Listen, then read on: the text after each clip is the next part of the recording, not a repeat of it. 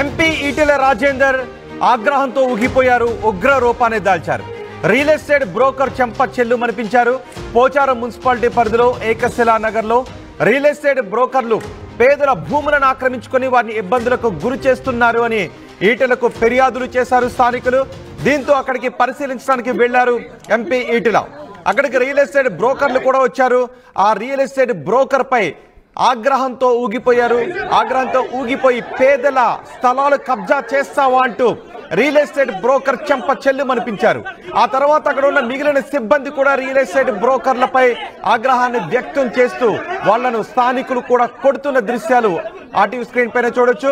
Real estate బ్రోకర్లు కొంచెం అక్కడ ఉన్న స్థలాలను కొని ఆ చుట్టుపక్కల ఉన్న పేదల స్థలాలను ఆక్రమించుకొని వాళ్ళు ఇబ్బందులకు గురి చేస్తున్నారు అంటూ, ఒకవేళ తిరిగి అడిగితే తమపై దాడులు కూడా దిగుతున్నారు అంటూ పేదలు ఎంపీ ఈటెల రాజేందర్ కు ఫిర్యాదు చేశారు. ఈటెల రాజేందర్ ఆ భూములను పరిశీలించడానికి అక్కడికి వెళ్లారు. దీంతో రియల్ ఎస్టేట్ బ్రోకర్లు నిజంగానే ఆగడాలు అక్కడ పెరుగుతున్నాయి, పేదల భూములను ఆక్రమించుకుని ఇబ్బందులకు గురి చేస్తున్నారు అని ఆయన తెలుసుకొని రియల్ ఎస్టేట్ బ్రోకర్ చెంపచెల్లుమనిపించారు. దీంతో ఆగ్రహం చెందిన మిగిలిన స్థానికులు కూడా అక్కడ ఉన్న రియల్ ఎస్టేట్ బ్రోకర్లను తరిమి కొట్టారు.